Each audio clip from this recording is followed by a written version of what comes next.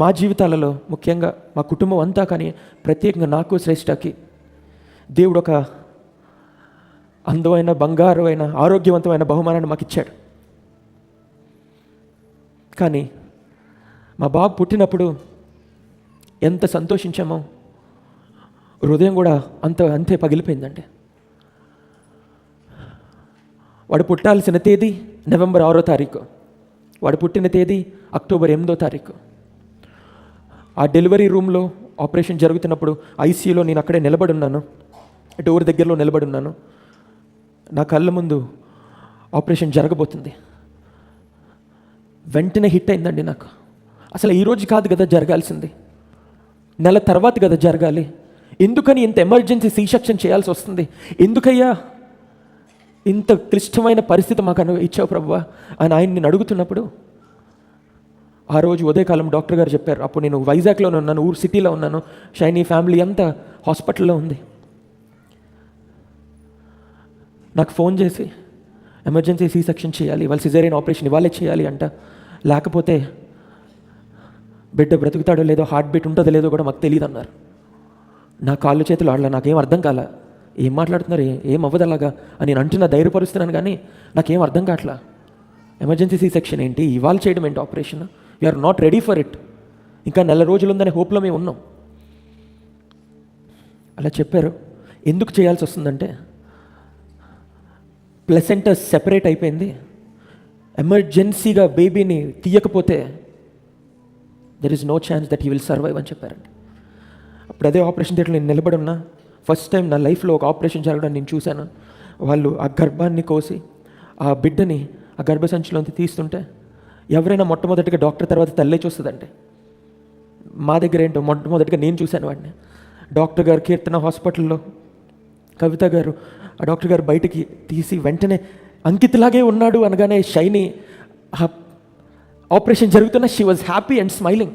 నా దుఃఖం ఆగల, సంతోషం ఆగలేదు, పట్టలేనంత ఆనందం. బహుశా మొట్టమొదటిసారి తండ్రి లేని వారికి నేను చెప్పేది మీకు అర్థమవుతూ ఉండొచ్చు. There is something happens inside our heart. I don't think any other person can experience that. మనం అనుభవించినది, ముఖ్యంగా తండ్రులుగా ప్రథమ ఫలాన్ని దేవుడు మనకి ఇచ్చినప్పుడు మనం అనుభవించే సంతోషం, I think my brother can relate here. ఆయనకు కూడా రీసెంట్గా నందువైన బిడ్డను దేవుడు అనుగ్రహించాడు. I cannot explain that feeling. బేబీని తీసుకొచ్చారు, షైనీ పక్కన పెట్టారు, నన్ను దగ్గరికి రమ్మన్నారు. చూస్తున్నా చాలా హ్యాపీగా ఉన్నాం. ఇద్దరం ఇంకా ముట్టుకోలేదు. సడన్గా మా దగ్గర నుంచి తీసుకెళ్ళిపోయారు. తీసుకెళ్ళి ఎన్ఐసీలో పెట్టాల్సి వచ్చింది. ఎందుకంటే నెల రోజుల ముందే పుట్టేశాడు కాబట్టి. అన్ని చెకప్లు చేస్తున్నారు, అన్ని టెస్టులు చేస్తున్నారు. డాక్టర్ గారు మేమంటే ఆయనకి ఎంతో ప్రేమ. ఆ హాస్పిటల్లో మా సొంత ఇంట్లో ఉన్నట్టే మమ్మల్ని చూసేవారు. వాళ్ళు చూపించిన ప్రేమ, the amount of love they showed for us, we can't even express or explain it. ఆ హాస్పిటల్లో డాక్టర్ గారు చాలా ప్రయత్నించారు. డాక్టర్ జయకుమార్ గారు హాస్పిటల్లోనే ఉంచాలి, ఎన్ఐసీలో అక్కడే ఉంచాలని, కానీ వేరే హాస్పిటల్ వాళ్ళు రెయిన్బో హాస్పిటల్కి షిఫ్ట్ చేయాలని చెప్పారు. ఇంకా బాబుని మేము పట్టుకోవాలా, అద్దంలోంచే మేము చూస్తున్నాం వాడిని, ఇంకా పట్టుకోవాలా. ఇంకా వాళ్ళు చెప్పారు, ఇక్కడ కనపడుతుందండి, మేము ఎవరు ఇంకా పట్టుకోవాలా. ఒక బాక్స్లో పెట్టి మొత్తం బాడీ అంతా కూడా ఫ్లూయిడ్స్, రక్తం తీయడానికి కానీ, ఫ్లూయిడ్స్ ఎక్కించడానికి కానీ, శరీరం అంతా కూడా ఇలా వైర్స్ అన్నీ పెట్టేశారు. రెయిన్బో హాస్పిటల్కి షిఫ్ట్ చేస్తున్నప్పుడు అంబులెన్స్లో పెట్టి సైరన్ ఆన్ చేయగానే మాకు వచ్చిన వేదన, I can't even explain it. ఆ సైరన్ మోగుతుంటే షైనీకి దుఃఖం ఆగట్లా. అప్పుడే ఆపరేషన్ జరిగింది, ఇంకా ఆ కుట్లు పచ్చిగానే ఉంటాయి. Imagine one she's crying, the pain that she's facing there.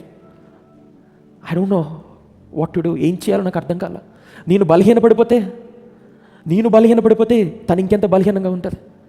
నాకేమో హాస్పిటల్కి వెళ్ళాలని ఉంది, కానీ నేను తనకు ప్రమాణం చేశాను, నేను నీతో పాటే ఉంటాను హాస్పిటల్లో అని, నేను నీతో పాటే ఉంటాను అని నేను తనకు ప్రమాణం చేశాను. తీసుకువెళ్ళిపోయారు. అక్టోబర్ 8వ తారీఖున పుట్టాడు. మా దగ్గరికి మరలా అక్టోబర్ 11వ తారీఖు మధ్యాహ్నం 5 గంటల, ఐ థింక్ 3:43 అనుకుంటా, సరిగ్గా నా చేతుల్లో పెట్టారండి. అని చూసి, ఆ బాబుని చూసి ఎంత సంతోషించానంటే, కేవలం నీ దయ వల్లనే ప్రభువా వీడు బ్రతుకున్నాడు. మా ప్రార్థన వల్ల కాదు, మేము చేసిన పరిచయం వల్ల కాదు, ఎవరి వలన కాదు, నేను మా విశ్వాసం వల్ల కాదు, కానీ కేవలం నీ దయ వల్లనే బ్రతుకున్నాడు ప్రభు అని చెప్పినప్పుడు the amount of joy that we faced. I want Shreshtha to come join me.